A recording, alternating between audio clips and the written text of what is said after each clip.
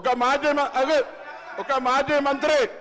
మాజీ మంత్రి కరీంనగర్ ఒక మీటింగ్ లా సార్ ఒక్క నిమిషం కూర్చొని బెదిరించారు అధ్యక్ష. మీరు చెప్పండి, ఒక్క నిమిషం మీరు చెప్పండి, కూర్చుంటా నేను. ఒక్క నిమిషం మంత్రి గారు, ఒక్క నిమిషం. గౌరవ కేటీఆర్ గారు కూర్చోండి సార్.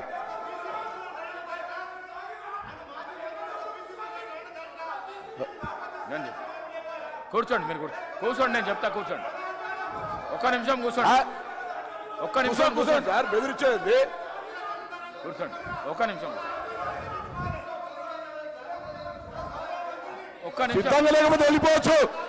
సిద్ధంగా లేకపోతే అయ్యా ఎవరికైనా వినడానికి ఇష్టం లేకపోతే భార్య పిల్లల్ని చంపుకుంటా ఓట్లు వేయకపోతే అని అడిగిన వాళ్ళు ఇక్కడ అవసరం లే.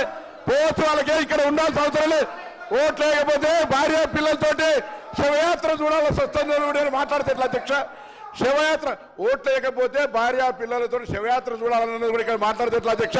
వాళ్ళు కూడా మాట్లాడితే ఎట్లా అధ్యక్ష? వాళ్ళు కూడా ఆఖరికి సానుభూతి 12 ఏళ్ళ పాప అధ్యక్ష, 12 ఏళ్ళ పాపతోటి నేను చనిపోతాం మీరు ఓటేయకపోతే అంటే ఇది ఏమధ్యక్ష? వాళ్ళు కూడా ఇక్కడ మాట్లాడితే ఎట్లా అధ్యక్ష? మన గవర్నర్ గారు కూడా రాజకీయాలు బ్లాక్ మెయిల్ గా అవుతున్నారు అధ్యక్ష. అటువంటి వాళ్ళు మాట్లాడితే ఎట్లా అధ్యక్ష? నన్ను కూర్చోమంటారా వాళ్ళు? ఏమి నైతికత ఉన్నది? ఇలా ఓట్లు వేసుకుంటే 12 ఏళ్ళ పాప ఆమె మానసిక పరిస్థితి ఏం కావాలి అధ్యక్ష? అటువంటి వాళ్ళు ఇలా మేము ఓట్లు వేయకపోతే ఆత్మహత్య చేసుకొని మేము ఇలా శివయాత్ర చేయాల్సి వస్తుంది బ్లాక్ మెయిల్ చేసుకున్న వాళ్ళు ఇలా మాట్లాడితే ఎట్లా అధ్యక్ష? అందుకే దయచేసి మళ్ళొక్కసారి కూడా కరీంనగర్ సంబంధించి కరీంనగర్ బిడ్డగా ఇరిగేషన్ ప్రాజెక్టులు ఉమ్మడి రాష్ట్రంలో కూడా అభివృద్ధి జరిగింది. దాని తర్వాత కాంగ్రెస్ పార్టీ చేసింది. మేమందరం కూడా వరదకాల వేలు చేసింది అధ్యక్ష. శ్రీరామ్ సాగర్ ప్రాజెక్ట్ నీళ్ళెక్కాయి అధ్యక్ష. లోయర్ మానేరు ఎవరు కట్టిన అధ్యక్ష? ఎల్లంపల్లి ఎవరు కట్టిన అధ్యక్ష?